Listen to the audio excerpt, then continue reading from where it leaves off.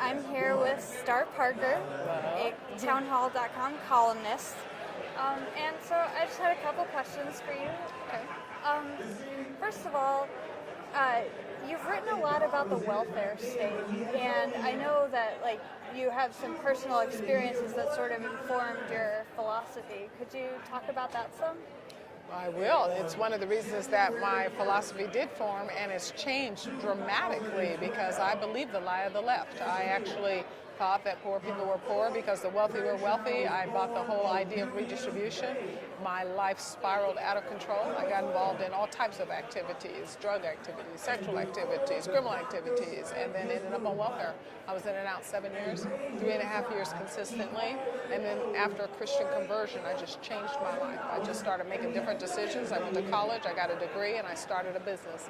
And after that business was destroyed during the 1992 Los Angeles riots, I transitioned into social reform and social policy.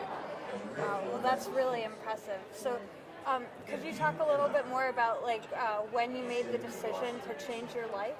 When I made the decision to change my life is because what I heard at the church that I was going to at that time was that God was my source, not the government.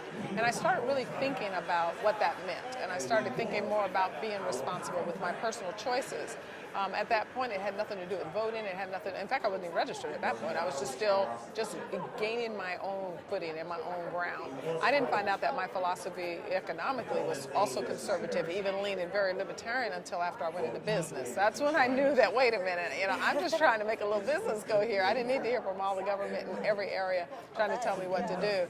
So I transitioned into what I do today, and I run CURE, Center for Urban Renewal and Education. And what we attempt to do is market-based solutions to fight poverty. So we consult with political insiders to try to shape public policy so that we can dismantle the welfare state. That's great. So what kind of change would have to happen then for more people to leave welfare and realize that they can take care of themselves? Well, we'll have to change the policy. Public policy shapes public behavior. And what we saw after welfare reform, which I consulted on as well, is behavior started to change. The minute we put time limits and work requirements, people went to work. Remember, the roles dropped in half. The minute we started saying more government, big government, and increasing the size and scope of government, you start seeing increases in government dependency, which is what we have right now. President Obama has made all of these political promises that his administration will take care of everyone, and he declared a class warfare.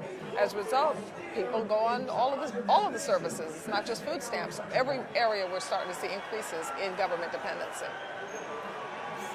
Yeah, we've definitely noticed that at Town Hall. It seems to be a pattern that's kind of trending upwards right now.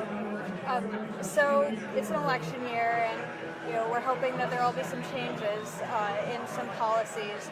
I guess I'm curious to know what's the biggest policy change that would need to happen in 2012, in your opinion? I don't know that it can get done in 2012, but what we do have to do is reform our entitlement programs. We can't go on like this anymore. And as I've said in many of my columns up on townhall.com, we're at that critical cross point, like in the 1850s. We're going to have to make a decision. Are we going to be all slave or all free? We can't be both anymore. We can't be half makers, half takers.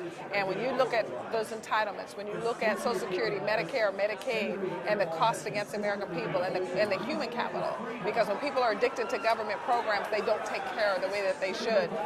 This is going to bankrupt us as a nation. We're going to have to transition into a society of ownership, a society where everyone has skin in the game. So I think that moving Ryan's proposals forward will be a good idea, at least to start talking about them. Don't forget, public policy shapes public behavior, but public opinion shapes public policy, because the people in Washington won't do anything unless the public says we really want this. So what we need to do is get public opinion on our side that we're going to have to reform in a very, very significant way our entitlement programs. Well, thank you so much for coming by. You're welcome.